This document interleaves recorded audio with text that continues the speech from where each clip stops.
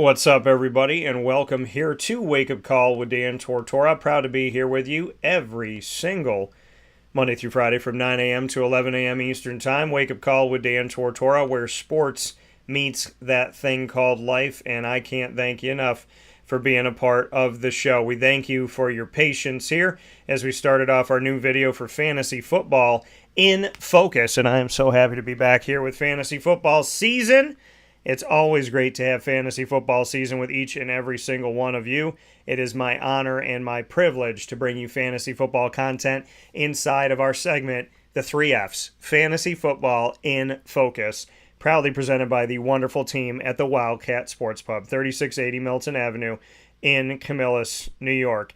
And so this is NFL Week 1 of the 2023-24 season, and I am so grateful and so thankful for the opportunity to work with the Wildcat Sports Pub, the perfect place to watch every single game. No bad seat in the house. Massive, massive television. The main game is played on all of the speakers, and you can see every single game every single week at the Wildcat Sports Pub. So much love to the Wildcat, to Danny and his incredible team, and to all of you that go out and support the Wildcat. That is where we have our exclusive home of all of our Central New York Fantasy Football League teams. So happy to be there, happy to have some fun. Love that we got to draft there with our Gridiron Gurus League, as well as our Captains on Call League inside of the Wake Up Call Fantasy Football League challenges that we have. So thank you to everybody that joined us there, and to coming out to the Wildcat, having some awesome food, awesome experience, and an awesome time as always. So much love and much appreciation to each and every single one of you. And with that being said, it is time to get into fantasy football in focus for NFL Week 1. So if you have a thought on your fantasy football team, make sure you send it off to us. We're always happy to help you with setting up your roster every single week. Some of you are having last minute drafts as well. So if you need some help in the draft world, we're happy to help you there. Waiver wire and free agency, for those of you that are dealing with the fact that you might have drafted somebody that got cut from a team depending on when your draft was, and that actually happened, and we try to do our drafts as close to the season as we can to try and prevent from some of the injuries and cuts that can happen during training camp. But even then, with the last couple days, there's guys that are no longer on the team. So if you ran into that and you need some help setting your fantasy football roster with the waiver wire and free agency, know that we're happy to help you with that too. Just shoot us a message and let me know what you need help with, and we're more than happy to help you figure that out. So this is Fantasy Football in Focus, NFL, Week 1 of the 2023-24 season. Every single week, we do the games from the first game all the way to the end. We do it on Wednesday so that we can give you advice on Thursday, as well as any Saturday games that come up during the season, of course, Sunday and Monday. And we're on Wednesday too, so that we can come right off of those Monday games, let it marinate for a second, and then have a conversation about that. So perfectly centered in the middle of your week to give you a full analysis of all of the games that are going on from Thursday night to Sunday night, and Monday night, and any of those specialty games that come on during the season, when they typically have a few Saturday games, as well as on Thanksgiving when we see those 3 games happen on Thanksgiving. So happy to help you.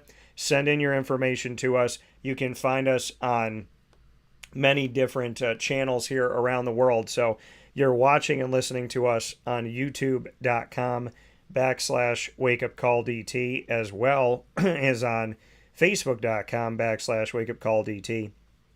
And you're listening to us on wakeupcalldt.podbean.com. So however you're connected with the show, however we can help you, make sure that you get in touch with us from all around the world. And we love hearing from where you're from. So when you send us a message, shoot us your first name and where you're chiming in from, because we've had people from all over the country. I think last year we had North Dakota, which was really cool. So happy to help you out wherever you are in setting your fantasy football lineup.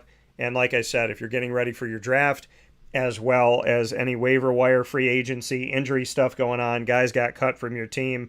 Maybe you're reeling a little bit here with some of that. So whatever we can help you with, happy to do whatever we can. Just send it on off to us and let us help you with your fantasy football team today. So with that being said, we're going to jump into the first matchup of this first week, which is happening tomorrow for those of you watching and listening live, and we appreciate that. Detroit at Kansas City. Let's get into that game first. So we're going to go off to Detroit first. We always do the away team on the show before we do the home team. So anytime there's a matchup going on, we always do the away team first here. Jared Goff, to me, on some of my teams, I drafted him as a quarterback too, and I believe he is your quarterback too. So you shouldn't have to play him this week. I would imagine you're playing him during a bye week, or if he starts to shape up and really have himself a good start to the season, you can make the adjustment as you go. But I think coming into the season, he's your backup quarterback. He's your QB2, so he's probably not playing until your bye week, I would imagine. And so you can leave him off of this week. I do have him as a quarterback too. Jahmyr Gibbs, I think, is worth the play for you in this. I had him being drafted exactly where he was drafted in real life. And so I definitely think Jahmyr Gibbs, good fit here for Detroit. They've moved on from DeAndre Swift, who's now with Philadelphia. So this is a good opportunity for Jahmyr Gibbs to start his history, automatically as a starter on the team and get to kind of show himself and what he can do. And I'm excited to see that come up here in week one. Like I said, I think he is worth the start for you, and I would definitely put him out there in this game to start things off, because Kansas City's defense is not anything to write home about. So I'm not too concerned with the defense that he's going to be going up against. And Amon-Ra St. Brown, I think he's another guy you got to put out there, probably as a low-end 1, high-end 2 wide receiver, in my opinion, for this matchup. And Marvin Jones, I mean, this guy, so many people are sleeping on him that I think they're totally asleep. They might be, passed out for a long time in this one. Unfortunately, not a lot of people give respect to Marvin Jones Jr., which I think is really unfortunate. I had the opportunity to get to know him and spend time with him, and I think that when he was with the Jacksonville Jaguars over these last couple seasons, and Marvin Jones, to me, sad to see him go. I'm happy that he's back in Detroit. Hopefully, all those connections that he had, he can continue to build on those and in his return to the Detroit Lions. He was ranked in like the 80s, I think, like high 70s, low 80s in some of the fantasy numbers that are out there as far as ranking by position. So, I don't I don't think he gets a lot of respect, and I think that's unfortunate, but Marvin Jones is a guy to watch. He's probably on the waiver wire at some point this season. I would imagine right now he's a free agent to a bunch of leagues. So I think that he's a guy to kind of just watch, kind of just pay attention to. I look forward to seeing him hopefully continue to excel. And like I said, I don't think he gets the credit that he deserves. And I think he's better than people obviously put out there. So Marvin, I miss you and I appreciate you, and I look forward to seeing what you're going to do in your return to Detroit. So, God bless and Godspeed. But I think Amon-Ra St. Brown is like I said, worth the play for you. I think another to put out there beyond that, Sam Laporta in a lot of your leagues, because there's only probably 4 or 5, in my opinion, top like really good tight ends to draft. There's not a ton. So Sam Laporta in a lot of leagues is probably your first option. And with him being your first option, I would venture to tell you to, I would put out Laporta in this. I mean, you probably have to put out Laporta in this game. I think he's like a mid-range tight end 1. And, there's a lot of question marks as to who he's going to be in the NFL. So, we shall see, right? But as of right now, this is where he's at. And, like I said, most of you are going to have to start him because you really don't have a choice. And to see him out there, this is something that's going to take time, and we'll see where it goes from here. But I'm excited to see. I'm definitely excited to see what he can be here. Somebody's got to step up here in this league for the NFL and start to showcase themselves at the tight end position beyond your top four guys. You would like to think that someone will hopefully show up sooner than later. So, in this matchup on Detroit's side, I think really Jahmyr Gibbs and Amon-Ra St. Brown are your best bets. On the other side of it, for the Kansas City Chiefs to take a look at the home team in this opening game of the season, obviously you got to play Patty Mahomes. Kadarius Toney is questionable with a meniscus injury to his knee, so just watch that. Travis Kelce as well, questionable with a knee injury. So this is a game where Sky Moore has some more value, and I guess pun completely intended on that. Marquez Valdez-Scantling as a potential flex for you, a lower-end flex. And Isaiah Pacheco, I do like him probably as a running back 2, 3, probably 3, I would say this week, because he's playing the Lions defense. So I'd probably put him as a running back 3 for you. But Isaiah Pacheco is a guy who, I've seen over these last couple seasons, and I hadn't drafted him, and I feel like I had seen enough these past 2 seasons to put him on my team this year. So he is somebody that I'm looking to and hoping that, big things will come from him, and he's on my roster in certain leagues that I have. So I think that there is definitely value in Isaiah Pacheco, and in putting him out there this week. I don't have him as a dominant one, but I just have a feeling that you would regret not putting him out there in at least your 3 deep of running backs, depending on the scenario that you have. That's your Thursday night game.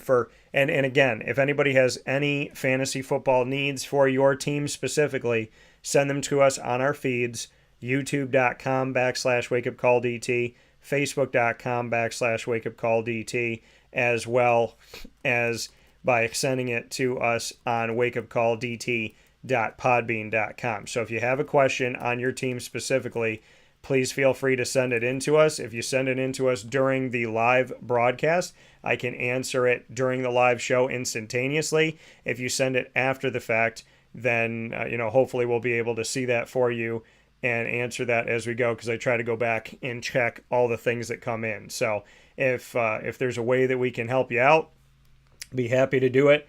Send it in to us, and we'll be happy to put those out there for you, because it means a lot to me for sure to be able to do whatever we can to help out your fantasy football team and to help you in your fantasy football challenges that are out there this season and every season. So if you have anything to send over to us, send it over to us ASAP so we can get to it.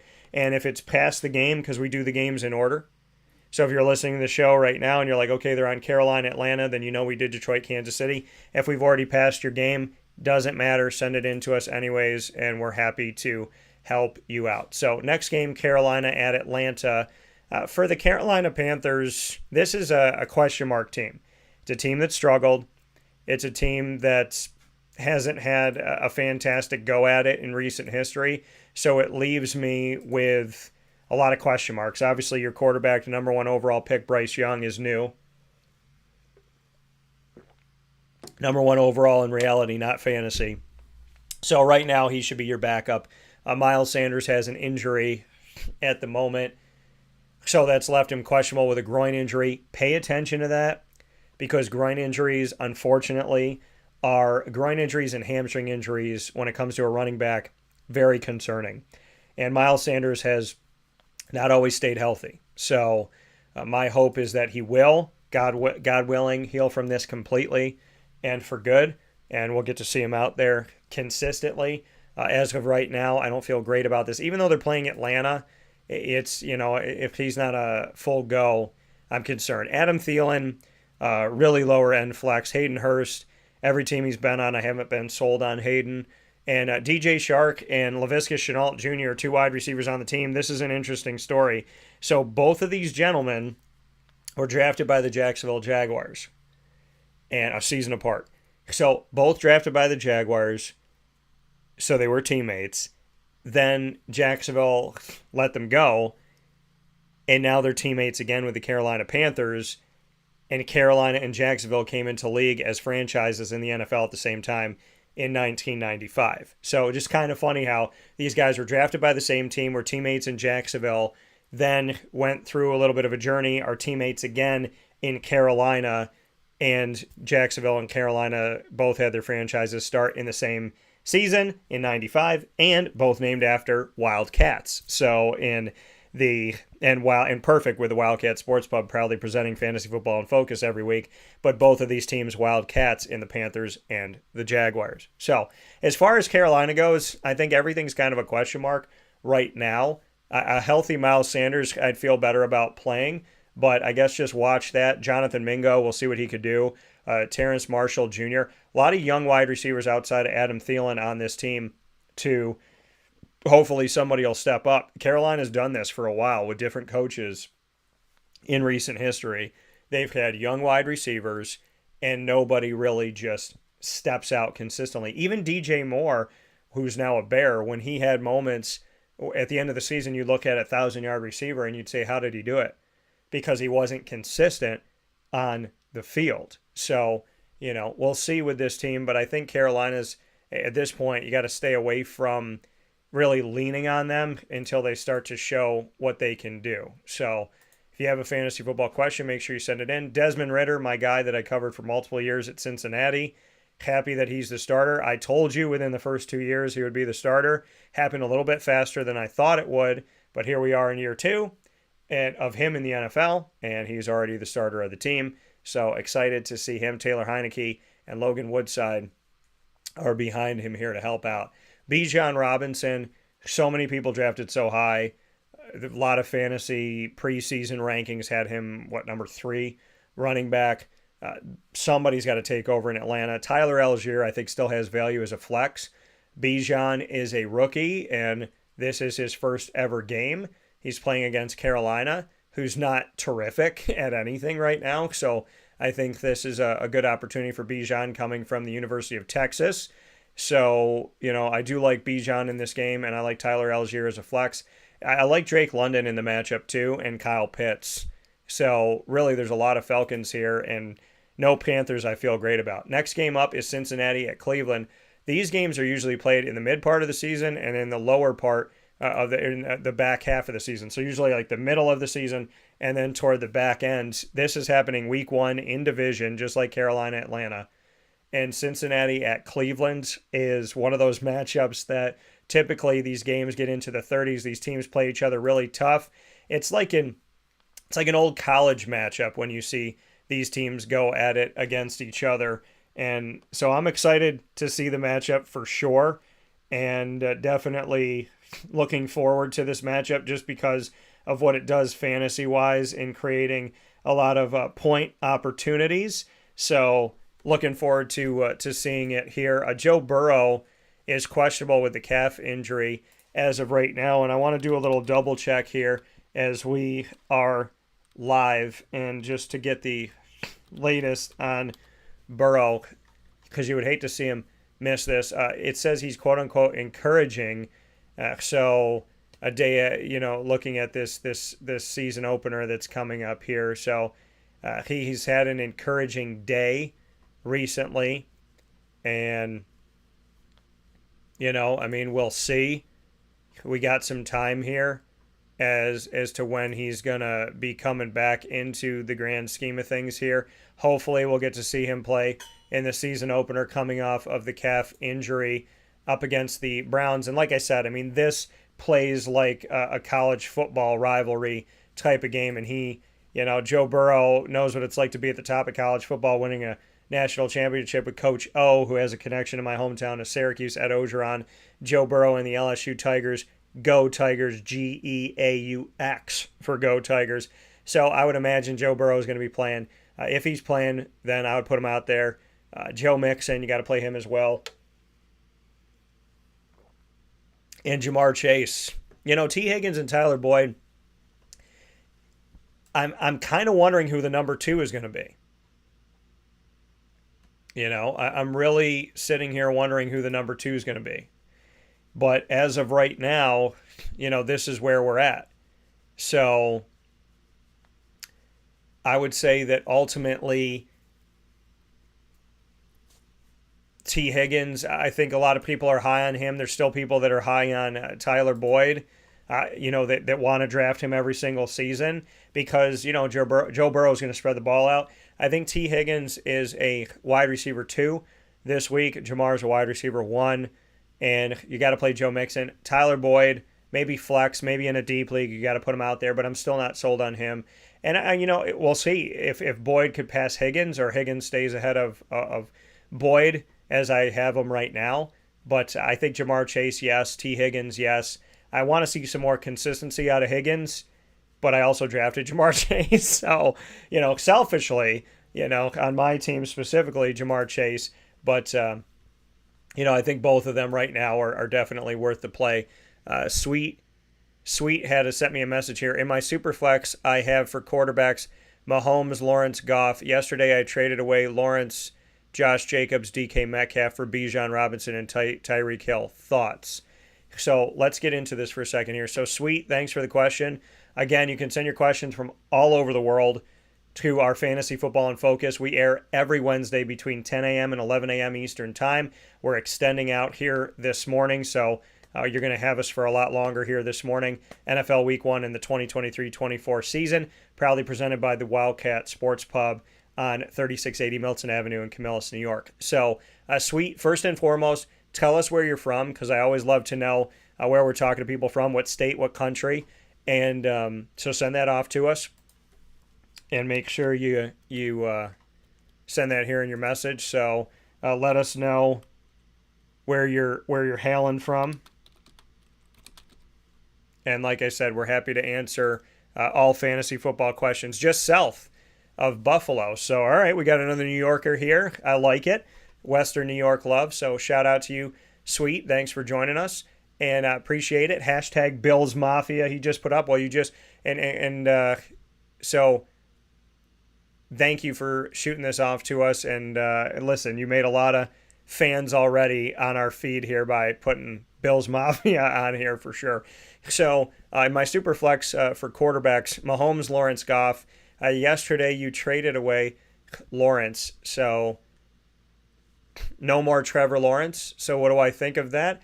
I mean, having Pat Mahomes and having Jared Goff for the 1 week where Pat Mahomes is on a bye week, I think that's totally fine. I got no issue with that whatsoever if that's one of your questions. And as far as your trade, you traded Trevor Lawrence, Josh Jacobs, DK Metcalf for Bijan and Tyreek Hill. I mean, I'm not always a fan of a lopsided when it's numbers wise, like you trade away 3 and you get 2. I mean, Tyreek Hill's good, but I just drafted Tyreek in my most recent league. And in drafting Tyreek, the thought about it is if Tua's healthy, it's a great pick. If Tua's not healthy, it's a question mark. And Bijan, I mean, a lot of people are high on him, like I just said earlier in the show, but at the same time, Bijan is a rookie. And that offensive line needs to get better. Shout out Matt Bergeron from Syracuse, who's on that offensive line, so that's a good thing. But, I mean, I think Tyreek, good as long as they have Tua. And Bijan, a lot of people are high on the hype. Some people live up to it. Some people don't. I'm hoping that he does. So, I mean, I think you traded away Trevor Lawrence, Josh Jacobs, DK Metcalf. I think you traded away safe. I don't want to say safer, but more. I think you traded away a little bit more value than what you got. I don't like that you traded away Trevor Lawrence, and I'm not just saying that as a Jaguars fan.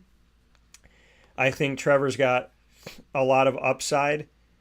And, I mean, granted, you already had 2 other quarterbacks. So, I mean, do you need Trevor when you have Pat Mahomes? No. So, in that sense of it, that's okay. But, so if we're looking at it from surely that standpoint, let me bring it to you from another angle, Sweet.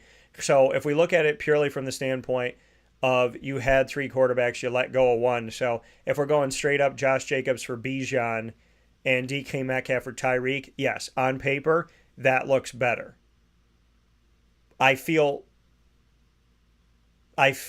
like there's some question marks with Bijan being a rookie and Tyreek with Tua's health. Those are my question marks. But if we're straight up saying Josh Jacobs for Bijan, it's hard to say because Bijan hasn't proven anything yet. DK Metcalf, Tyreek Hill, you won with Tyreek Hill. So I don't think it's a bad trade, but I think you gave up proven value for it, is how I look at it. So I hope I answered your question. I definitely appreciate your question. And, feel free to send in more questions as you have. And definitely make sure to hit that subscribe button. So we appreciate you wherever you're coming from here. To everybody that's watching and listening. And a big shout out to coming just south of Buffalo, New York for reaching out to us, sweet. So we appreciate that very much. If you have a question, you can send it to us all throughout the fantasy football broadcast and after the broadcast. Make sure that you reply to the specific video that you have a question for that specific week. So in this case, if you have a question on week 1, then you would reply to this video so I can see it. And just send off your fantasy football questions every single week. YouTube.com/wakeupcalldt to the specific video. Facebook.com/wakeupcalldt also to the specific video. And on our internet streaming radio on wakeupcalldt.podbean.com. So make sure you send it off to us.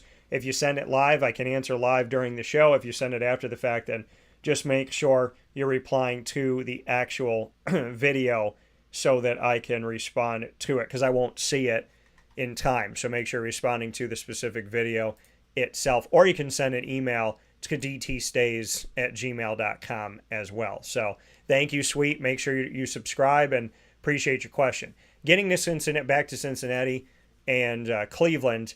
So Joe Burrow, if he's able to play, Joe Mixon, Jamar Chase as a 1, T. Higgins as a 2. And then on the other side of it, for the Cleveland Browns, Deshaun Watson's still a question mark, guys.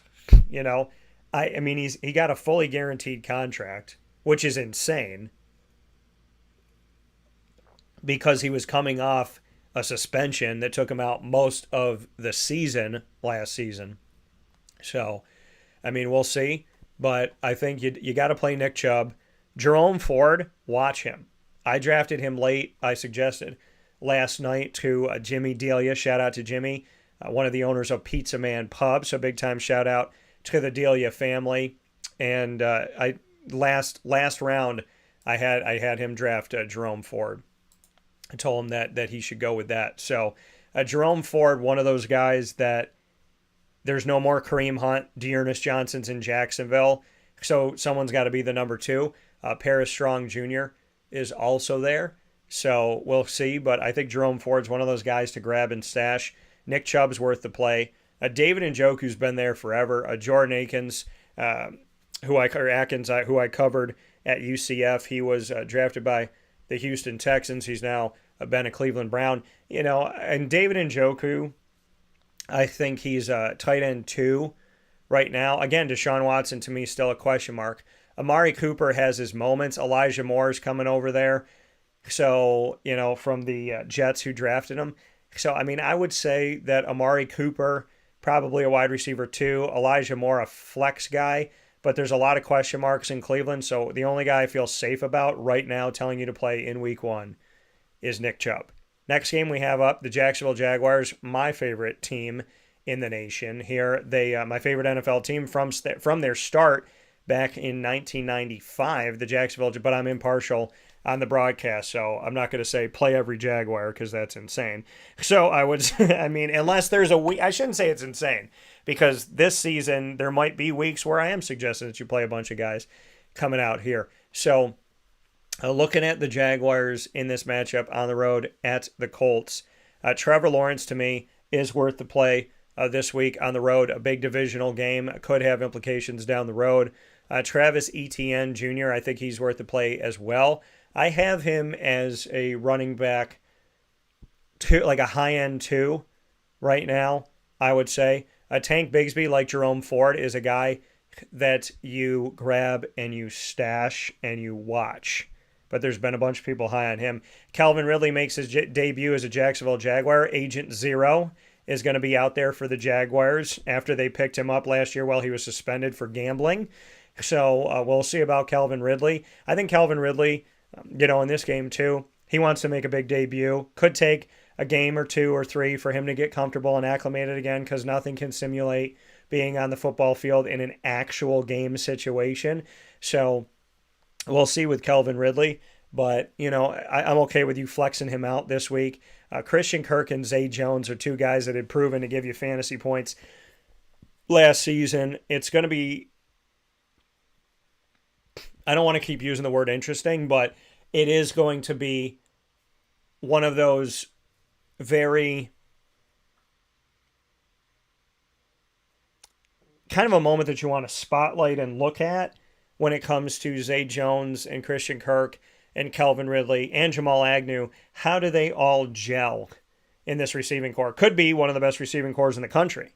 I think they have that capability with the depth and the, you got Christian Kirk on one side, Calvin Ridley on the other side. You got Zay Jones and Jamal Agnew running around as well.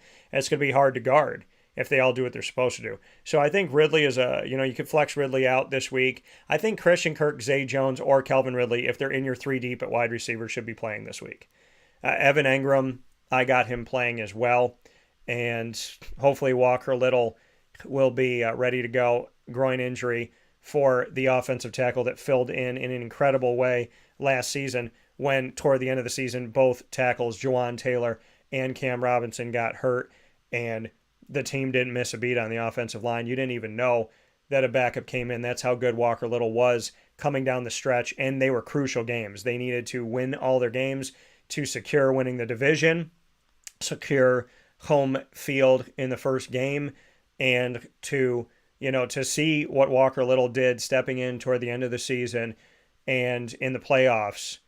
He did just an amazing job, and he deserves so much credit for that. So really do appreciate and respect him. I think Jacksonville's defense, too, not a bad play in this to think about this matchup specifically.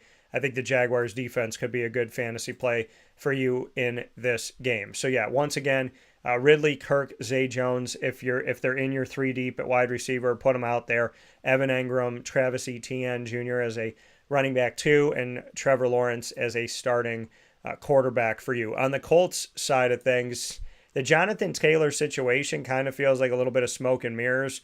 He's on the PUP list, the physically unable to perform until week 5. So, you're going to have to hold out and wait on him for this.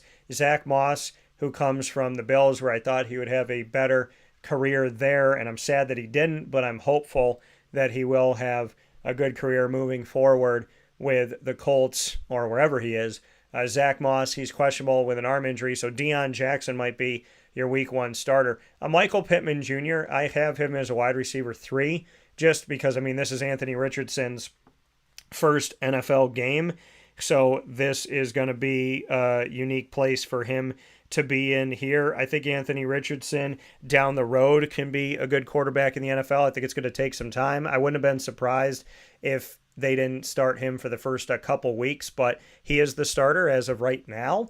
So I think Michael Pittman Jr. is probably a flex receiver for you, and there's really nobody I feel great about telling you for sure to play in this Colts game. I think the Jaguars are going to get this game, and I think there's a chance that they could hold the Colts under 10 points in this. If not this could be a shutout. Honestly, I do believe that there could be 0 on the side of the Colts in this game, and I just feel like Jacksonville is going to definitely make a statement in this matchup. So I don't feel great about any Colt, but if you want to flex out Michael Pittman Jr., you can do that. Tampa Bay at Minnesota to take a look at the Tampa Bay Buccaneers sans Tom Brady. Baker Mayfield is the starter for now. I don't know if he's going to be your starter all the way through, but he's your starter at the moment. And in this moment, with him being the starter on the team, I'm going to suggest that Tampa's quarterback situation, I wouldn't be starting anybody as of right now. I also want to go on record of saying that I believe that Kyle Trask will start at some point this season. And in the first 3 to 4 weeks, I think there could be a move to at least see what they have in Kyle Trask. I think he'll be starting at some point this season. I think there's a chance we could see him on the field in weeks 3 or 4, hopefully just because of a decision and not because of any injury. So God bless to Baker, and I hope things go well for both of the quarterbacks on the team. Rachaad White, if you want to put somebody out there, you could look at putting Rachaad White here. I don't feel great about it because they're playing Minnesota.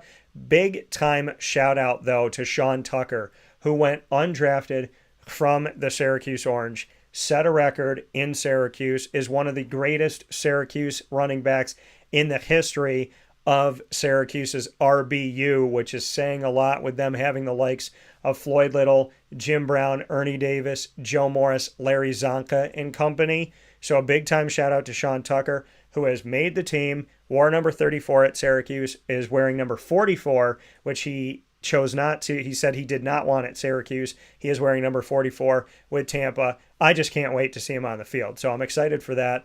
Sean Tucker, maybe somebody to grab and stash for those Cuse fans as well. But I think fantasy-wise, Rachaad White, I'd probably have him in deep leagues as a running back 2, maybe as a flex running back 3 this week in leagues that aren't as deep. A groin injury to Mike Evans, again, something that you never want to see with anybody. And at the wide receiver as well as running back positions, not a great thing here. And when you're trying to get that stance right and you're trying to, keep an ocean tidal wave from coming over you, and we're looking at, the offensive line and the groin injury. I mean, listen, a groin injury in and of itself is not something that anybody would want to have to go through. And running backs, groin, wide receivers, groin, and hamstring seem to be big-time nagging ones. And for the offensive line as well, because of your stance even. So, Mike Evans, hopefully this will get better. But I think this gives more value to Chris Godwin at this time, who I would put out there. I have him as a low-end 1, high-end 2 wide receiver in this matchup. For the Minnesota Vikings, I love the fact that we're already seeing some games here that are in week 1 already exciting, right? We're not seeing these like blah games. And I think it's credit to the NFL that even the worst teams in the NFL, there's still games where, and well, first and foremost, it's week 1. So everybody's starting off 0-0. But I think, there's some of these matchups that can be really exciting even with teams that may be struggling, because of, in Tampa's case, their quarterback change and how they're going to gel. And, every quarterback has their guy. So is it still Godwin and Evans, or is a non-household name going to step up? Is Sean Tucker going to get some more opportunities? So we'll see. Minnesota-wise, Kirk Cousins, I think in this game, Tampa's defense, which you could also look at potentially playing, but I have them in the tier 2 defenses this week because there's a lot of talent with Minnesota. I mean, Kirk Cousins, probably your backup. I got him as a quarterback too. Alexander Mattison, some people have been high on picking him up as a handcuff to Dalvin Cook. Now he's the guy. So Myles Gaskin's there, who spent some time in Miami. Ty Chandler is there as well. So, and Nwangwu is also there. So, Madison up against the Tampa defense, I don't feel great about him. I'd probably leave him off this week. Justin Jefferson is an every week play. TJ Hawkinson is questionable, so Josh Oliver, the former Jaguars 3rd round draft pick, may be playing in this game more. But they also don't have a deep bench when it comes to wide receivers. They got 5 guys I'm looking at right now.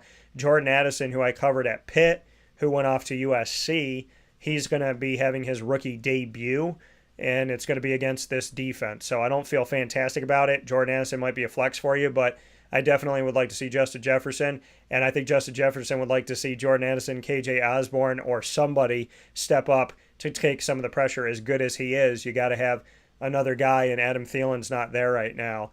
And so hopefully Jordan Addison can be that guy who they drafted to, hopefully be that number two. Justin Jefferson worth the play. He's the only Viking I feel very confident about in week one, especially against Tampa's defense.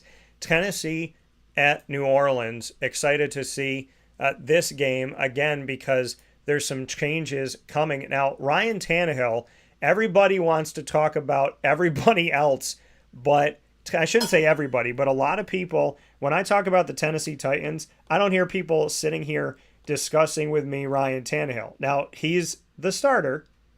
He's been the starter, and he's still the starter, and he's not that bad. But people want to talk about Malik Willis and Will Levis more than they want to talk about Tannehill. They're talking about Tannehill already being in his grave in the NFL, and the man is still your starter, and he still led you to playoff opportunities. So it's kind of interesting how that happens. But Derrick Henry, worth the play in this matchup for sure, especially against the Saints defense. Tajay Spears, who I covered at Tulane, who went buck wild in the Goodyear Cotton Bowl Classic that I was at earlier this year on January 2nd, New Year's Six bowl game, and in the rotation for the college football playoff typically here. Tajay Spears in the Goodyear Cotton Bowl Classic had himself a day on the ground. He's going to have his rookie debut.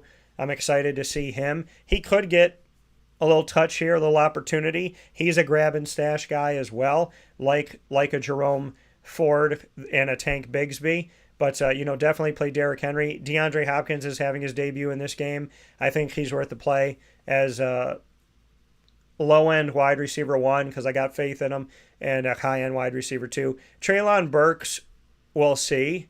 We'll see. I think he's a flex in a deep league at this point. And then, on the New Orleans Saints side, making his debut as their quarterback is Derek Carr. They've had Jameis Winston, Taysom Hill, and Andy Dalton. Dalton's not on the team anymore, and they still have famous Jameis with his wrist injury. Hopefully he's okay. Taysom Hill, who in fantasy is, I think, still marked as a tight end, so you don't have to waste a quarterback spot on him.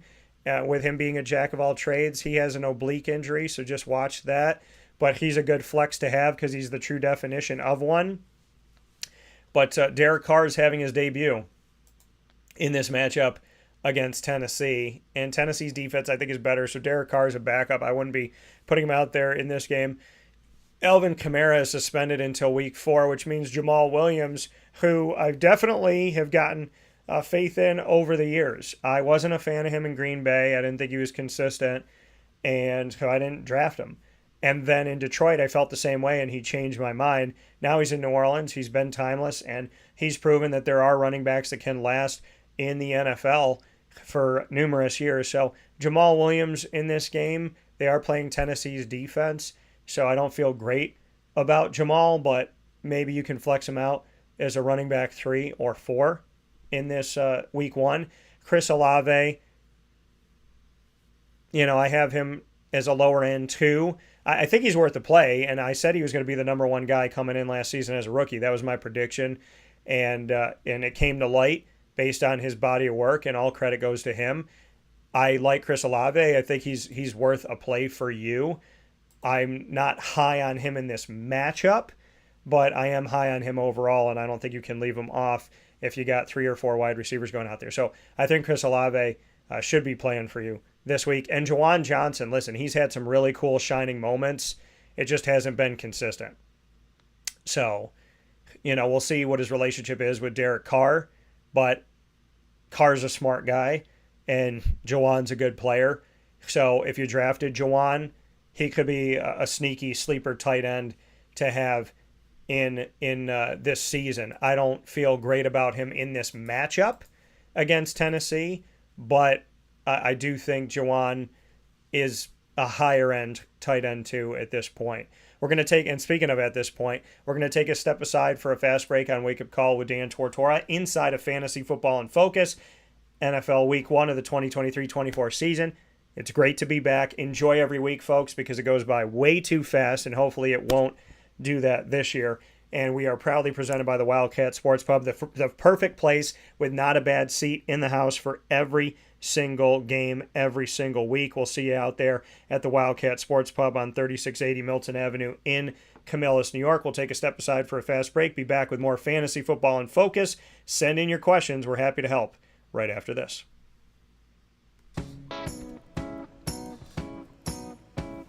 In these unique times, there are those in our community that give us a sense of normalcy and positivity. Pizza Man on 50 Oswego Street in Baldwinsville has been here for you for over 35 years and is here now. Call 315-638-1234 or order online at pizzamanbville.com to bring those familiar tastes into your home. And remember to come see our monthly on-site broadcasts centered around the community and our Baldwinsville Bees. Pizza Man in Baldwinsville. Any way you slice it, they are always here for you.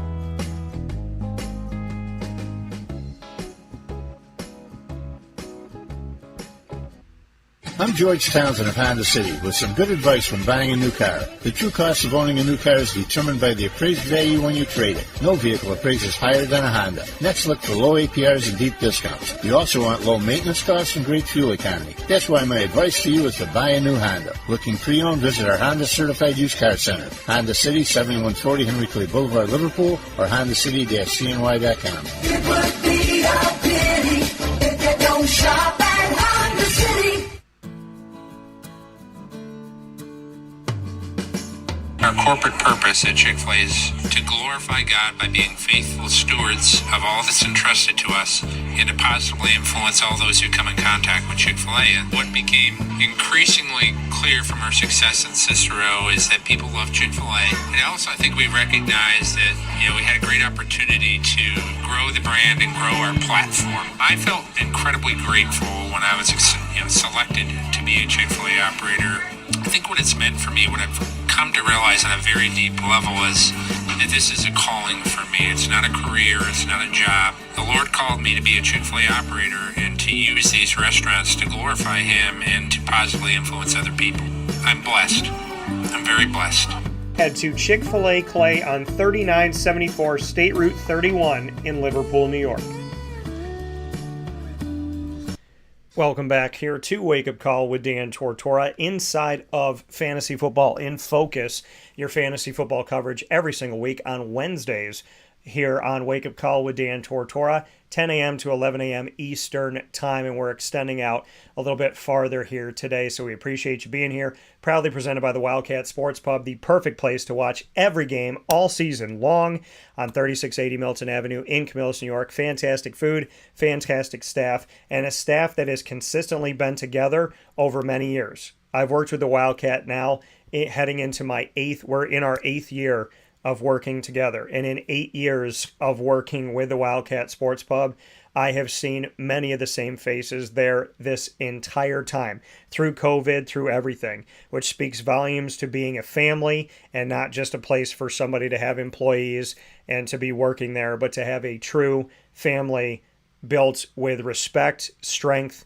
and just care and concern, and that starts at the top with Danny Tome. So much appreciation to Danny, and much appreciation to the entire team at the Wildcat Sports Pub, the perfect place to watch all of your sporting events, and of course, our fantasy home in Central New York, our exclusive home for fantasy football in Central New York, the Wildcat on 3680 Milton Avenue in Camillus, New York. Getting to the next game, San Francisco at Pitt. This is an interesting game for me.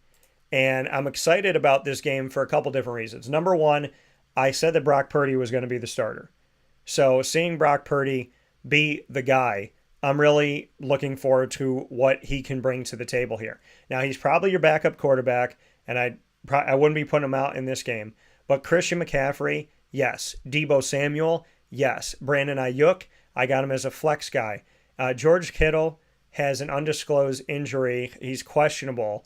So Charlie Warner, as well as Ross Dwelly and Braden Willis and Cameron Latou are behind him.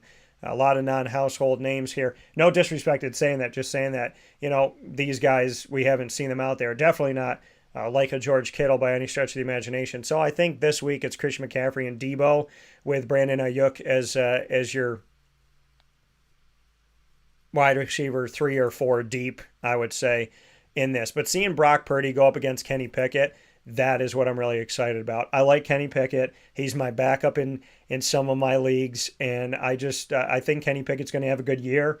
You never rule out Mike Tomlin, and I think with Kenny Pickett, Najee Harris, Deontay Johnson, George Pickens looking to step that up.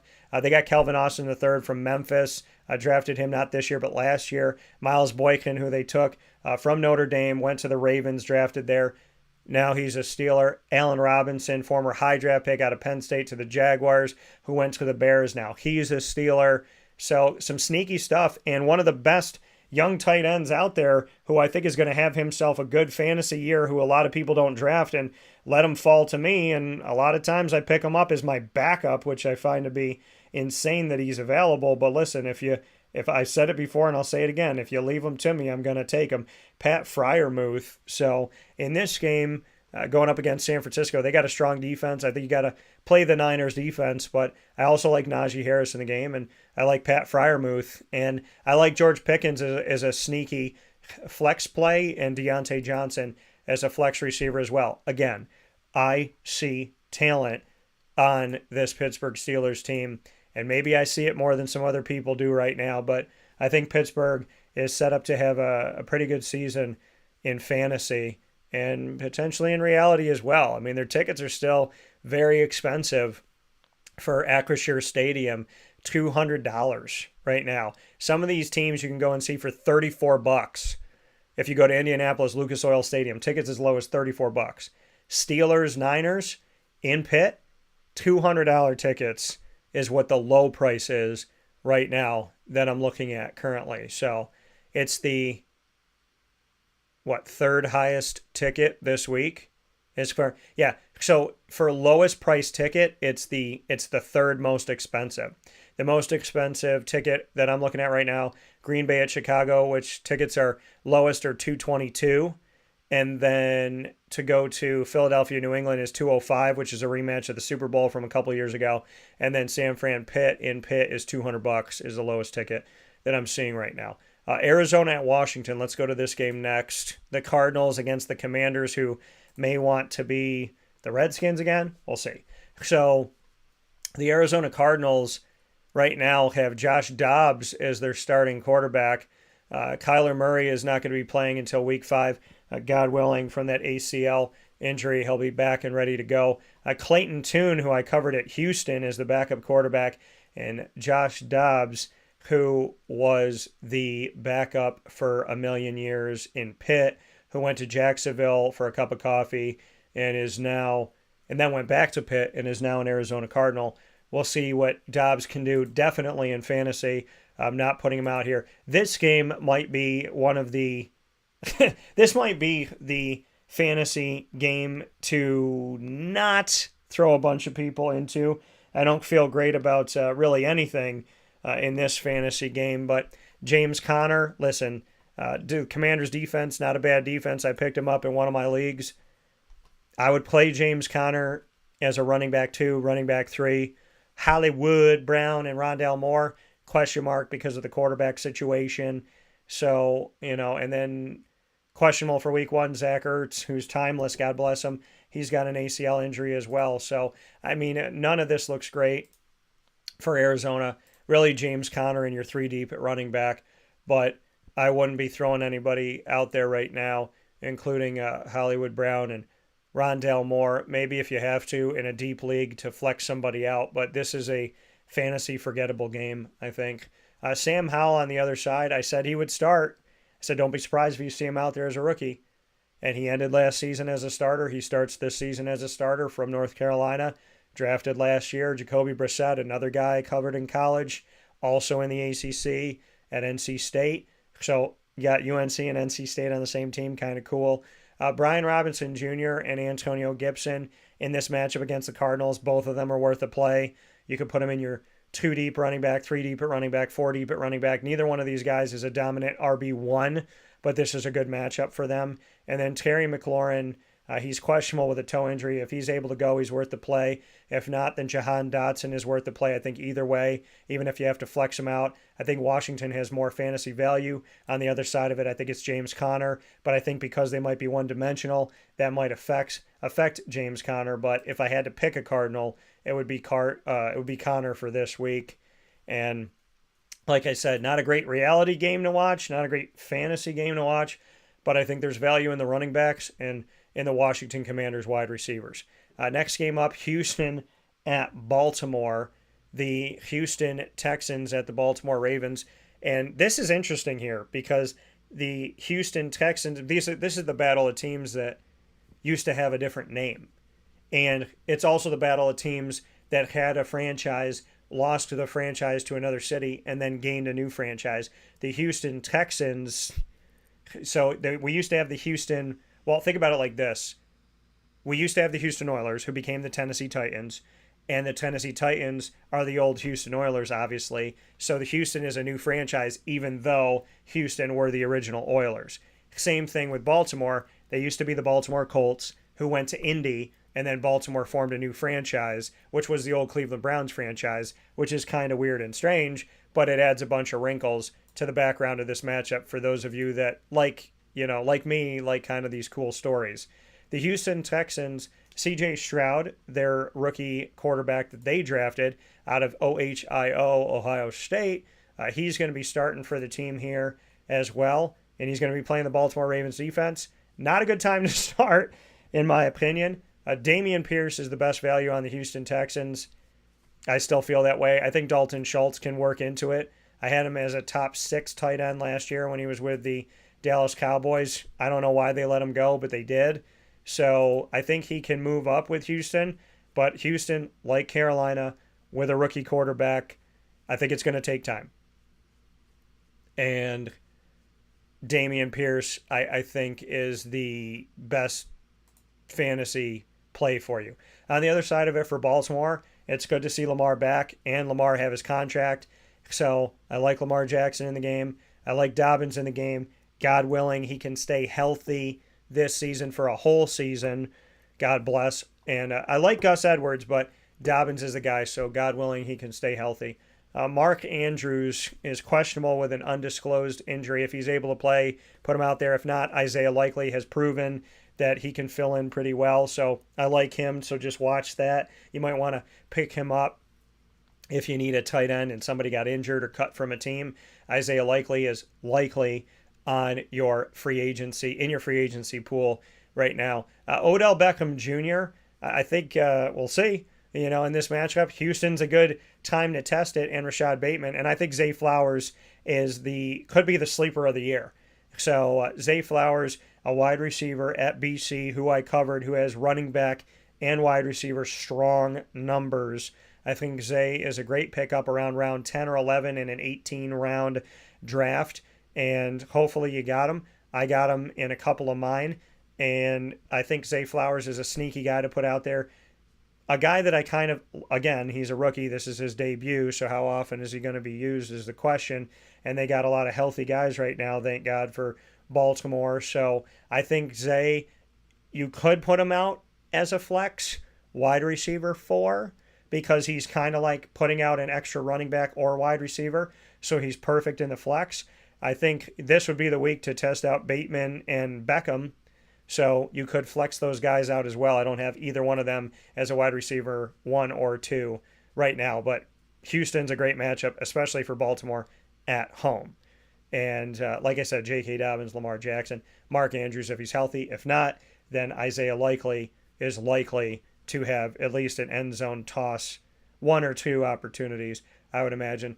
I think he'd get in the end zone for a touchdown if Mark Andrews is out. Green Bay at Chicago.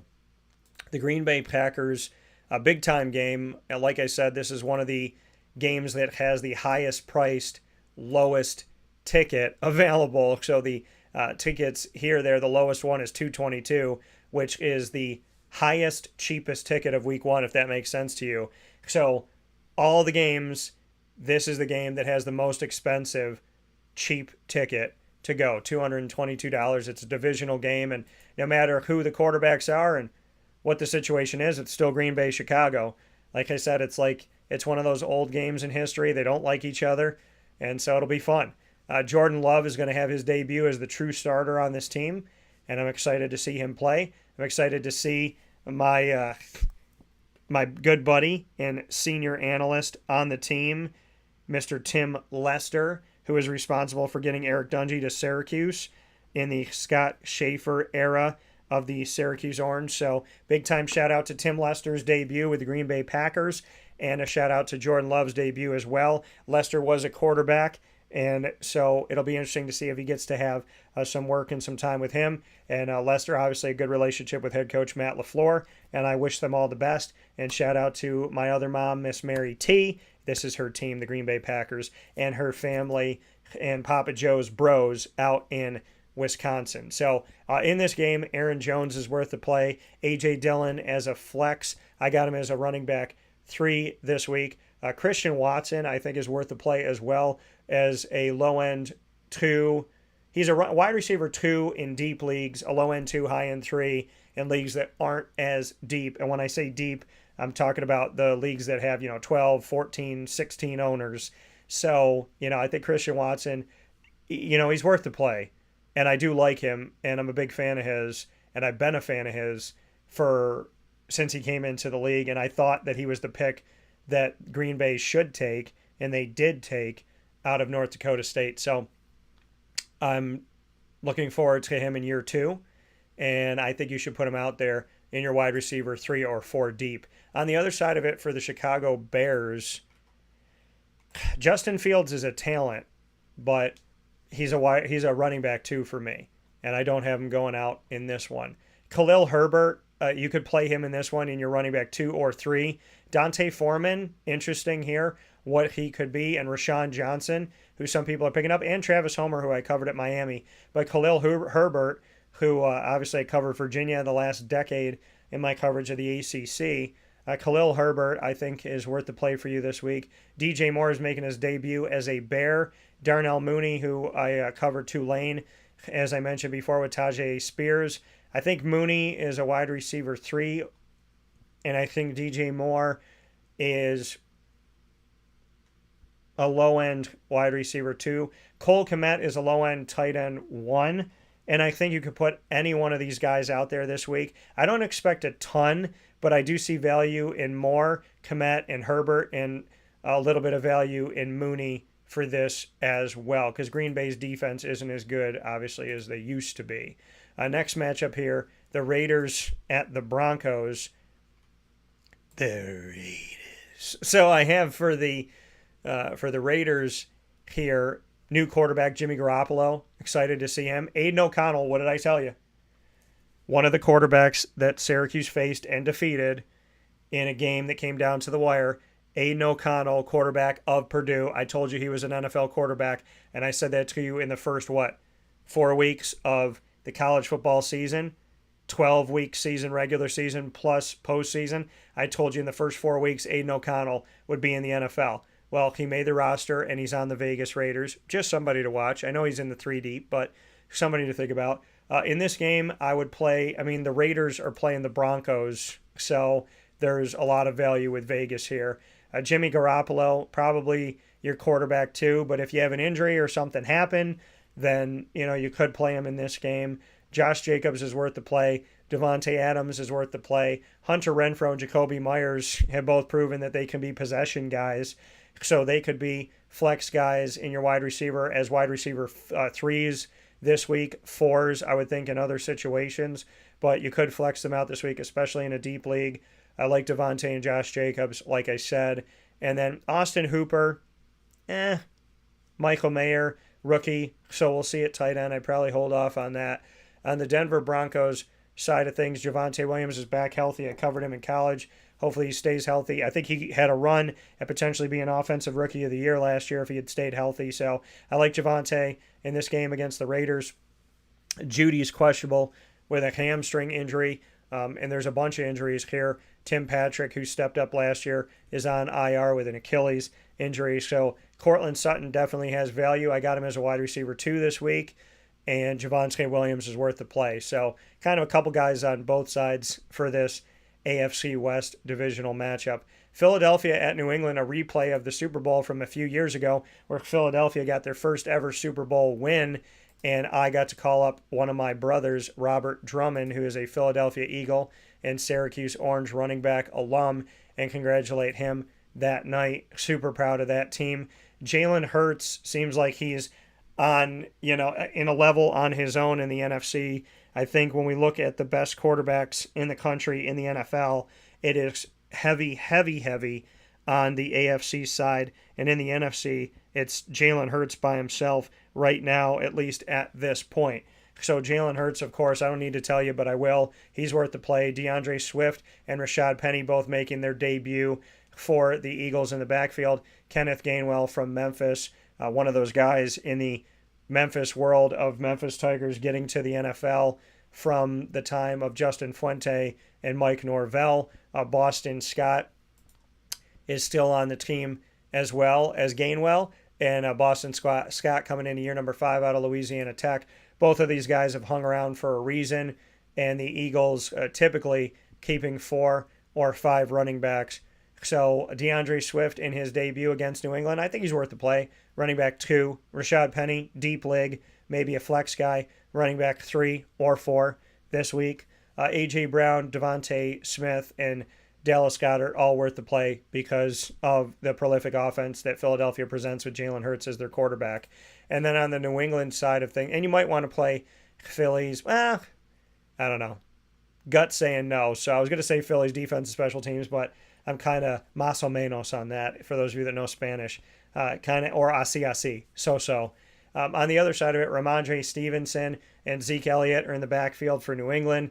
Ramondre, the dominant starter with Damian Harris gone, which is good for him. Zeke is the backup for now. So Mac Jones, the starter. Matt Corral is the backup. Matt Corral here, folks. Crazy here. Drafted by the Carolina Panthers on IR all last season. Now he's a Patriot. Could be the heir apparent.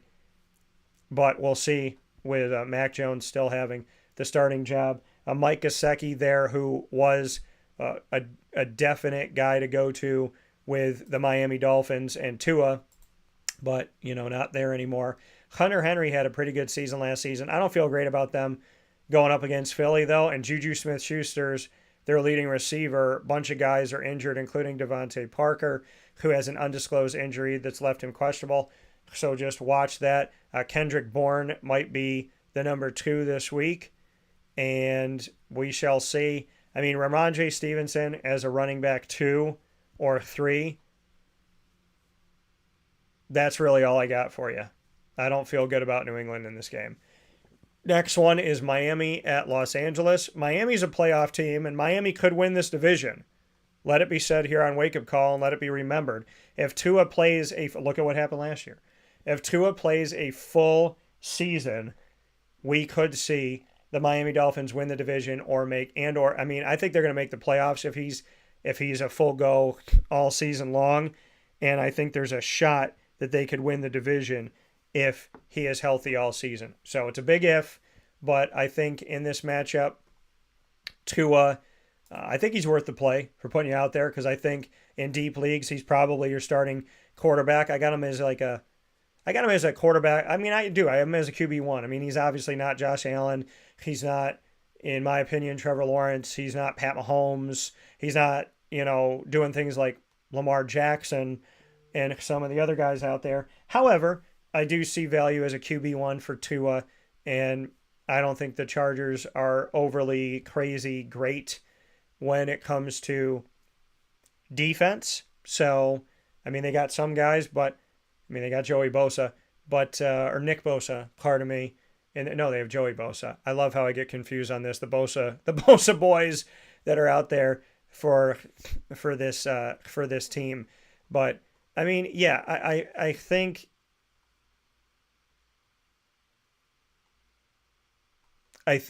for this matchup, I feel good about Tua. Like I said, he's coming into the season. He's healthy. He's QB1. So I do think he's a quarterback 1. Raheem Mostert, he's the only healthy running back that they have. So I got him as a flex guy, running back 3 this week. Tyreek Hill, definitely worth the play. Waddle has an abdomen injury. If he's healthy to go, I do obviously have him out there. For you, I got Hill as a 1. I got Waddle as a low-end 1, high-end 2. Those are my Miami Dolphins to play for you in this matchup. And then outside of that, looking at the matchups that we have here as we move forward,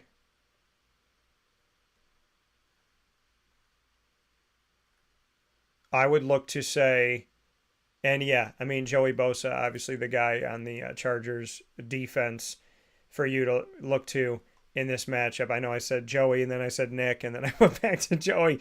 So, but Nick and Joey, both strong guys on the West Coast, doing great jobs. Nick for San Fran and their defense, which is ranked at the top with a bunch of different rankers out there. And, Joey with the Chargers and what he's been able to do, God willing, they both stay healthy and do some awesome things out there this season. Fantasy-wise for Los Angeles, I mean, Justin Herbert, I would say to start him unless you got Patty Mahomes, depending on how people drafted, because quarterbacks, all the leagues I was in, it was kind of weird how some things shook out, and Justin Herbert kind of fell down a lot of lists. But if he's your starter, I mean, he's a good one to put out there. Keenan Allen and Mike Williams are worth the play as well. Austin Eckler is definitely an RB1. Keenan Allen and Mike Williams, they're hard to keep off. They're hard for me to say are dominant wide receiver 1s. They're wide receiver 2s to me, but they're worth the play. And Gerald Everett is not a bad low-end 1, high-end 2 at tight end. So a lot of value here with the Chargers. I think that this game is going to have some scoring on both sides, so I don't feel great about either defense to put out there in this matchup. But keeping with LA, we're going to go to the Rams, who will be on the road, but staying on the West Coast in Seattle. The Los Angeles Rams, for me, I would say, now Matty Stafford is still their starter, but it's so quiet here. We did get some questions that came in. Q McBride, thanks for it. He said, let's go, ready for the season. You taking stardom questions? Yeah, definitely taking questions, man. So send those over. So Q, if you got a question, just so you know, and anybody that's watching and listening on any of our channels, Facebook.com/wakeupcalldt. Click follow. If you're on YouTube, subscribe to our YouTube channel. That's youtube.com/wakeupcalldt. And if you're on wakeupcalldt.podbean.com, internet worldwide radio, make sure you follow us there as well. We got a bunch of questions coming in on YouTube. So thank you for all your questions. Make sure you hit the subscribe button while you're here. And thank you so much. Q, send in your questions. So definitely send those in and make sure to subscribe. And let us know where you're from. So if you're on any one of our channels and you're sending stuff in or you're watching and listening, shoot out what state you're from or what country you're from. I always like to know that. So send that in. Q, where are you from? Brian, where are you from? And Mac, where are you from? Send those up to us as well as subscribe to the channel. Brian said, how's it going, y'all? Start Javonte Williams, Brees, or Deion Jackson week 1? Good question. So of those 3, here's my question to you, Brian. How many can you start?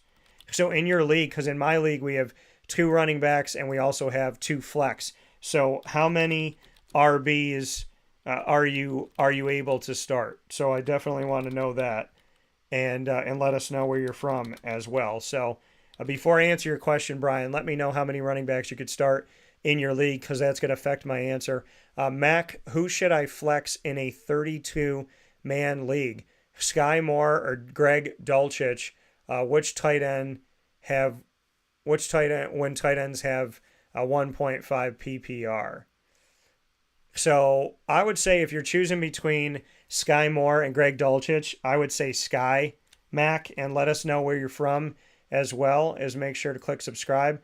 But Mac, I would say between Dulcich and Moore, I would say Moore to start over Greg this week, especially with the injuries that have come to Kansas City out of the gate. I definitely like Sky Moore more, pun fully meant in that. I like Sky Moore more than Dulcich in that one. So yeah, Q, Brian, Mac, let us know where you're from. Love to know that. and make sure to click subscribe.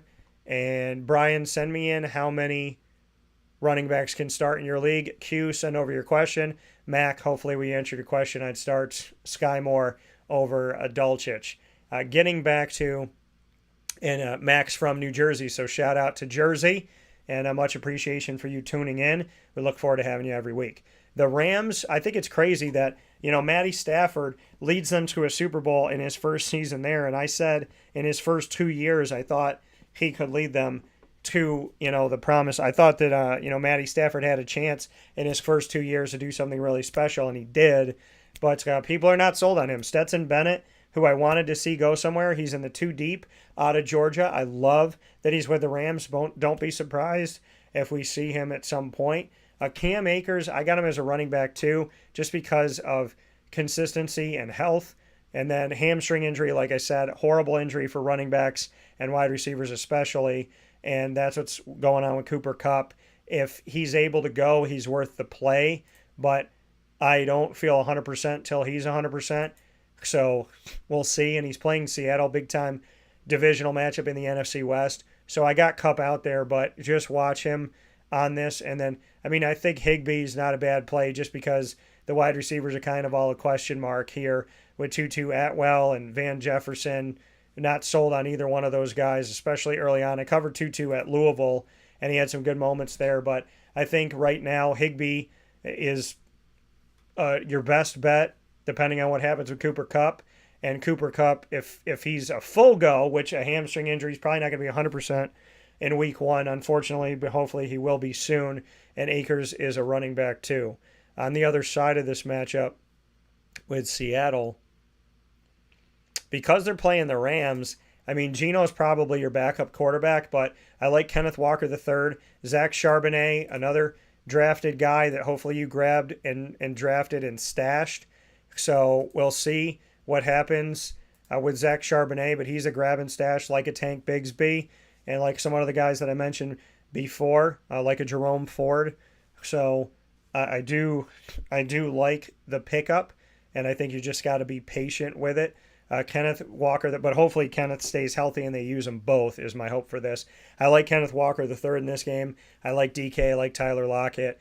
Geno's proven that he can get the ball out to both of these guys after Russell Wilson had been traded away. Jackson Smith and Jigba, who they picked up to be another guy on this already talented wide receiver core. He has a wrist injury, so just watch that. He's questionable. Noah Fant, Will Dissly. It's hard to pick because one of these guys is going to get something. So, I think it's hard to tell you dominant to put somebody out there. If you can put out 2 tight ends, they're not your tight end 1, they're your tight end 2. Probably Noah Fant this week, but I like DK, Tyler, and Kenneth Walker III in this matchup. And with that being said, we're going to take our final step aside before we get to Sunday night, Monday night football. And Brian said I got 2 running backs, already have Saquon as RB1. So, Brian, let us know where you're from so we can share that, what state you're from or country. And make sure you click subscribe. Between Javonte, Brees, and Deion Jackson for week 1, it's tough because I like having somebody on Monday night as like a fail-safe, depending on where you're at and if you need some points. So that makes me want to tell you Brees Hall. But in the matchup that the Broncos have against the Raiders, I do like Javonte Williams more than Brees Hall as of right now. So if I had to choose between those 3, Deion Jackson included, I would say Javonte, then Brees, then Deion if I had to choose. So right now, I would go Javonte Williams in that. So I would go Javonte, then Brees of the 3 that you're presenting me with for this week. We'll take our final step aside for a fast break inside of Fantasy Football in Focus. We are with you every single Wednesday from 10 a.m. to 11 a.m. Eastern Time, exclusively on Wake Up Call, Fantasy Football in Focus, presented by the Wildcat Sports Pub, 3680 Milton Avenue in Camillus, New York. For those of you in Central New York looking for a place to watch the games, enjoy amazing food and a great atmosphere with no bad seat in the house. This is NFL Week 1. We'll be with you all season for the 2023-24 season and, God willing, beyond. Send in your questions. Even during the fast break, send it in so I got them, And we look forward to answering your questions right after this, where sports meets life on Wake Up Call with Dan Tortora. Thank you for being with us for our fantasy football advice every single week. Fantasy Football in Focus, serving all of you in central and upstate New York, as well as up and down the East Coast, the Midwest, the West Coast, and all around the globe.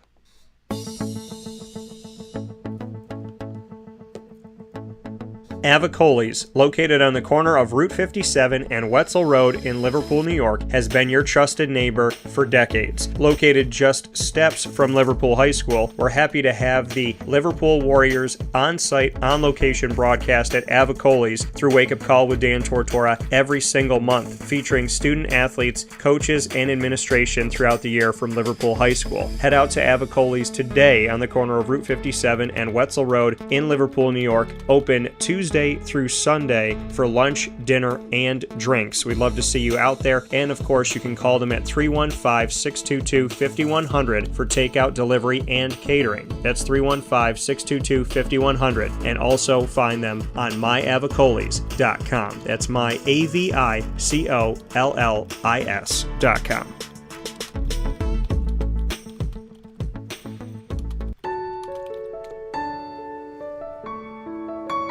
Having peace of mind when you're out of town that your furry-loving friend is safe and sound means taking them to Canine Campground, because we all know that when it comes to the love of our pets, it goes well beyond the call of duty to make sure they're safe and sound. Right, Lily? So take a ride to 242 Johnson Street in East Syracuse, New York, and see Canine Campground and where your dog will be staying, in the classic cabin, the executive cabin, the grand cabin, or of course the luxury cabin, because if you know Lily, you know she loves luxury. Now you don't have to wait to the last minute to find a family member or a friend that'll take your dog for a few days. Call Canine Campground at 315-299-4013. That's 315-299-4013. Their drop-off and pickup times are Monday through Sunday. Check K9campground.com for more information. That's the letter K, the number 9, and campground spelled with a K.com. K9campground.com. When you're going out of town, bring your dog to Canine Campground.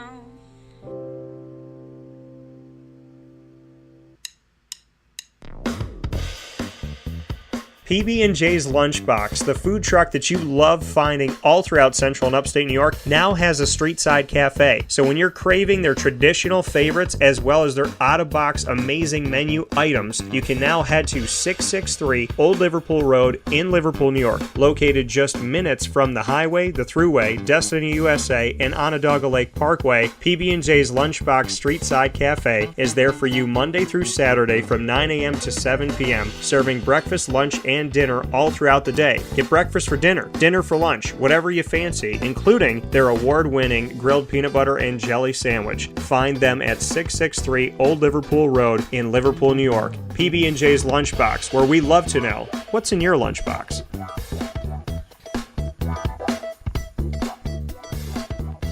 This is a special message from 317 at Montgomery restaurant owner Joel Carpenter. Open Tuesday through Saturday for your dining pleasure on 317 Montgomery Street in Syracuse, New York. We wanted to be a part of the resurgence of Syracuse. We saw a lot of money being put into bringing people back downtown and thought that, we'd like to be a part of that. I love putting together a good dish where people see it first, they fall in love with it, and then it tastes just as good as it looks.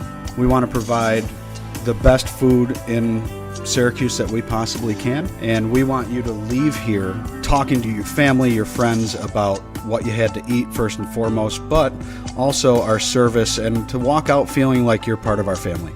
I work out in the front of the house a lot, and I love walking to every single table, asking them how everything is, and people looking at me and smiling and saying, this is the most amazing short rib I've ever had. This is the most amazing filet I've ever had. And Donna is great. Sarah's amazing. Thank you for coming over and talking to us. And then them just being truly happy for the experience that they've gotten.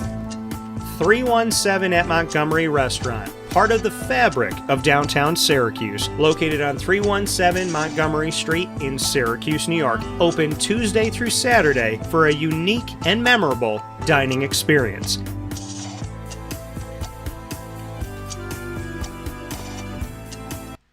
Welcome back here to Wake Up Call with Dan Tortora, as we are providing for you every single week on Wednesdays starting at 10 a.m.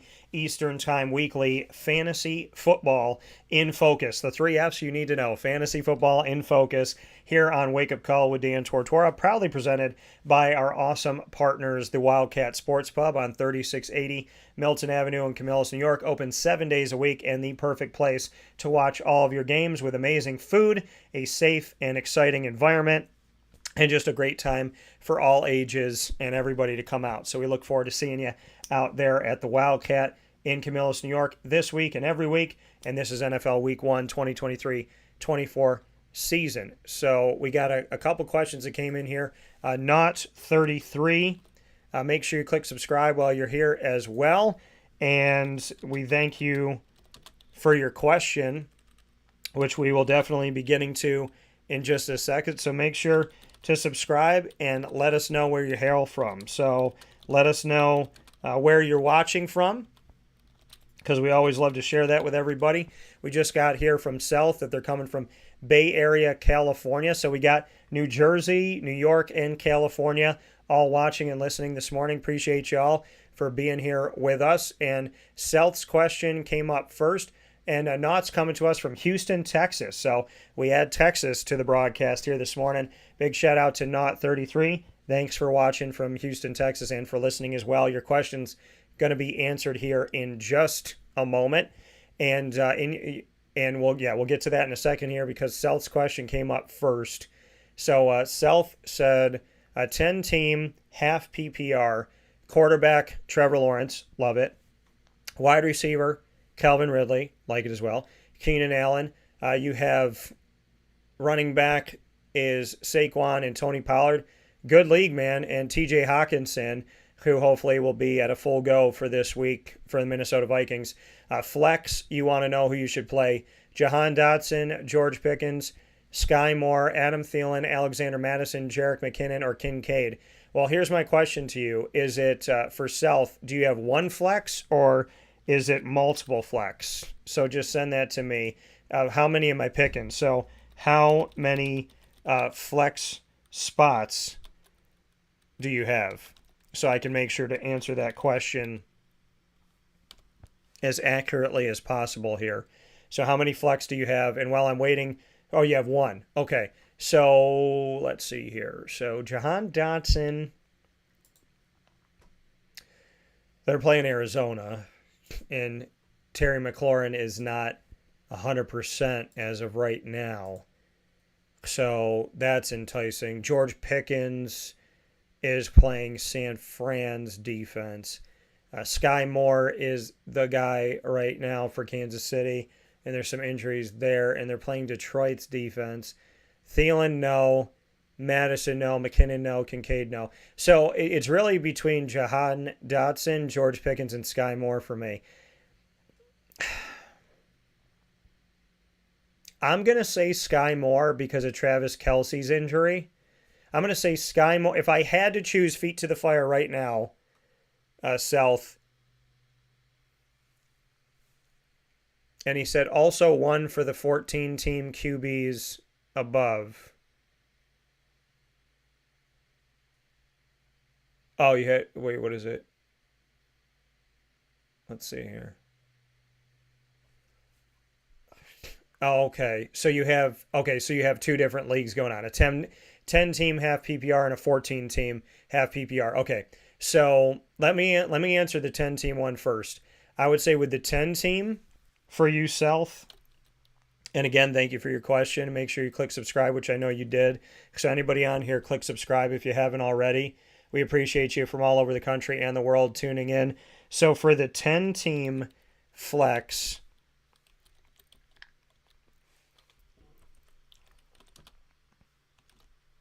I'm going to say Sky for your 10-team flex. And for your 14-team flex, where you have Geno Smith, let's see here, Jamar Chase, Devontae Smith, Najee Harris, Cam Akers, Dalton Schultz, flex, Jahan Dotson, DJ Moore, Elijah Moore, Renfro, Breece Hall, Kareem Hunt, Dulcich, and Ferguson. And Jahan Dotson or DJ Moore in the flex. Who should I start at tight end? So, So, South, I'm going to say in the 14-team one to answer both your questions here. And I'm going to answer your wide receiver one first. So, 14-team, I would say between, who you got for me here again? Jahan Dotson or DJ Moore. I'm going to say Jahan Dotson for wide receiver. And then at tight end, or I'm sorry, who should you start at tight end? Let's see here. So I'd say Jahan Dotson over DJ Moore in the flex. And then at tight end, Ferguson, Dulcich, or Schultz. Maroon. I would say, oh boy. I'm high on Schultz, but I was high on him when he was on Dallas. CJ Stroud's in his first start, and Houston's playing Baltimore. I don't like any of that. So, to me, that's a tough answer for you at tight end. I would say, boy. I would probably say,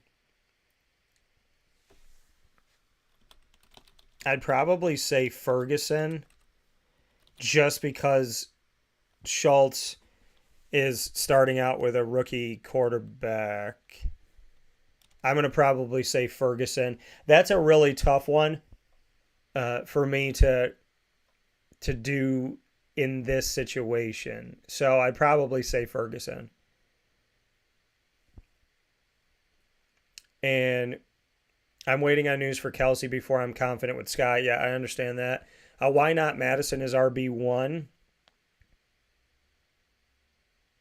Well, in your flex, Alexander Madison, why not him in that matchup that the Vikings have against Tampa? I think Tampa's defense is better than people give them credit for, you know.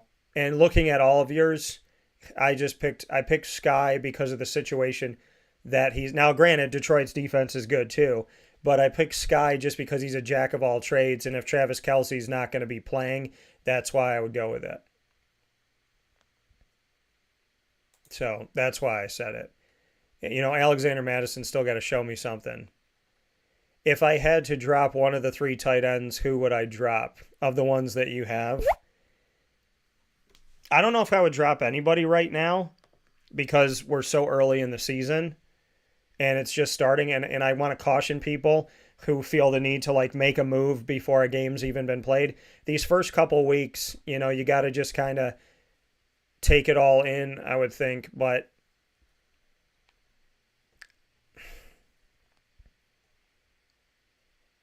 I would keep Dalton Schultz right now, and I keep Ferguson. If you had to drop, I would drop Dulcich, but I would also caution you from dropping anybody so early on in the season, is what I would say. I want to answer your question here, so I got to go back to it here. Should you trade Godwin and Barkley for CMC in a 12-man PPR? Again, I'm very leery about any trades in week one. No games have been played. I know people are high on CMC, but no. Should you trade Godwin and Barkley for Christian McCaffrey? No. I know people like Christian McCaffrey, but no. You know, trading, I know, and we talk about it every year, and I answer your questions here. Some people just like making moves. They like wheeling and dealing. It's just something that people can't like help themselves from. They just really enjoy it. And then some people never trade. And I think being on two ends of the spectrum of trading for the sake of just wanting to make a move is dangerous. And I think not trading ever is dangerous. So you got to be somewhere in the middle. So I would hold off on that.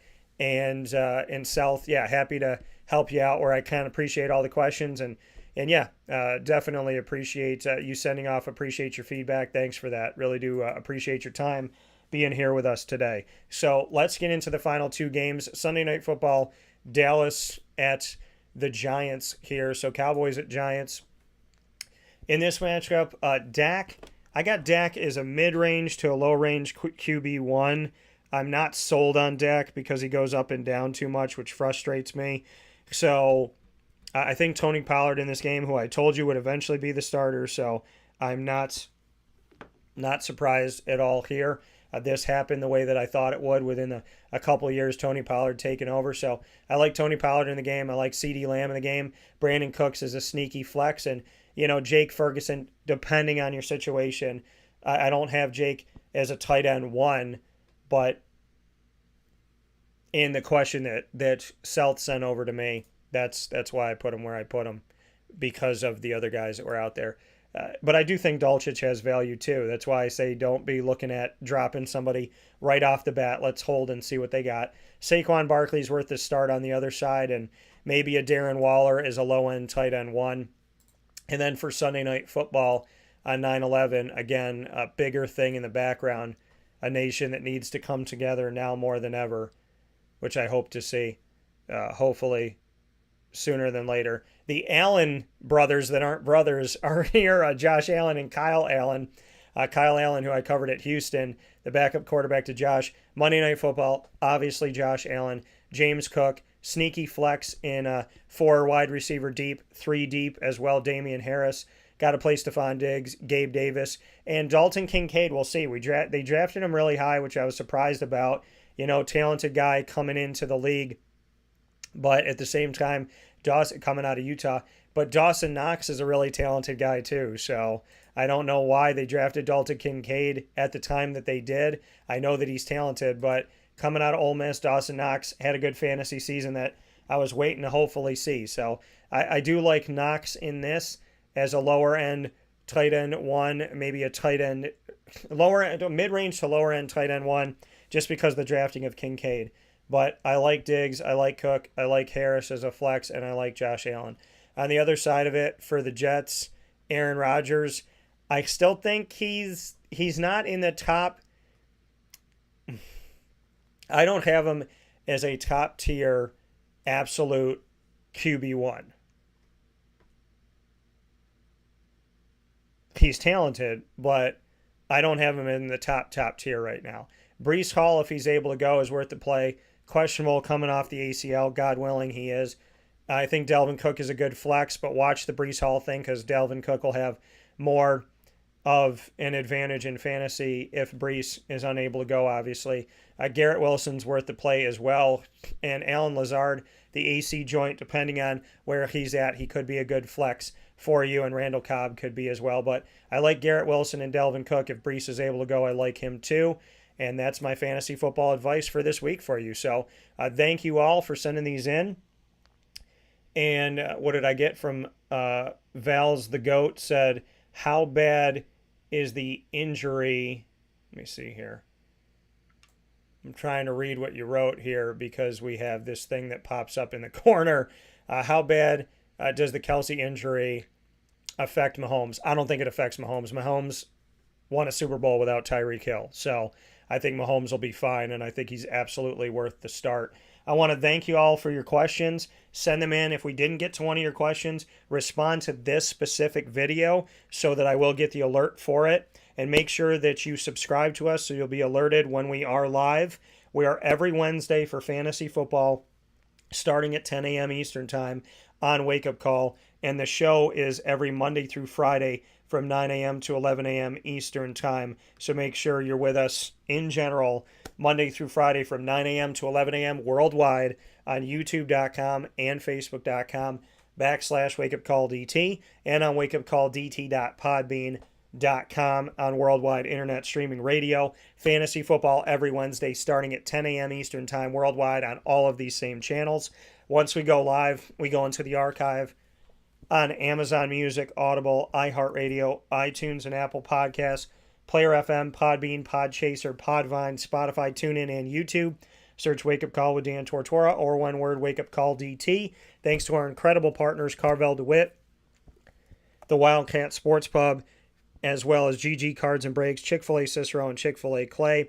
Ma and Pa's Kettle Corn and Popcorn Factory, Great Lakes Honda City, 317 at Montgomery Street. The name of the restaurant is the name of the location in downtown Syracuse. Avicoli's Canine Camp Dog Daycare, PB&J's Lunchbox, Canine Campground Dog Boarding, Pizza Man, Mother's Cupboard, where I have my own sandwich, the Cuse McMother, bacon, egg, and cheese inside of 2 pieces of French toast. Pick it up and eat it like a sandwich. Cut it up and have it with syrup 7 days a week on 3709 James Street in Syracuse, New York. And I have my own sundae with a connection to the Lemoyne Dolphins at Carvel DeWitt, right down the road from Lemoyne on 4322 East Genesee Street in DeWitt, New York. It is what happy tastes like. The DT Dolphin mint chocolate chip, hot fudge, as well as whipped cream, a cherry, green and gold sprinkles, and a chocolate dolphin jumping onto your whipped cream is available to you every single day of the week at Carvel DeWitt exclusively. And of course, Carvel DeWitt there for you. Wednesdays is Sunday, and what that means is you can get buy one, get one DT Dolphins every Wednesday, including today, only at 4322 East Genesee Street in DeWitt, New York. So make sure you go out and do that. We're proud to be the exclusive multimedia marketing partner of the Lemoyne College Dolphins. Find out more at LeMoyneDolphins.com. Bryan and Stratton College Bobcats of Syracuse. Find out more at Syracuse.bscbobcats.com. And of the Alfred University Saxons, go to GoSaxons.com. Subscribe to YouTube for all of our exclusive content with the Dolphins, the Bobcats, and the Saxons, and our exclusive multimedia marketing partnerships. I hope you all have a fantastic day. Big time thanks to Susan Kim of Lemoyne, their head volleyball coach, and of course of the Lemoyne AD, Bob Beretta, and of course for all of you in fantasy football. Big thanks to our exclusive fantasy football partner of the Fantasy Football in Focus segment, the Wildcat Sports Pub. Appreciate y'all watching and listening from Texas, from Jersey, from New York, from California, and so on and so forth. South, I hope you have a good day as well. Vals, let us know where you're from and make sure that you subscribe. I'll talk with you all soon. In the meantime, happy Fantasy Football Week 1. God bless. No stress. Do your best. Find us on Facebook at Wake Up Call DT, X at Call DT, and Instagram at Wake Up Call _DT. Pardon me on that one, and I hope you have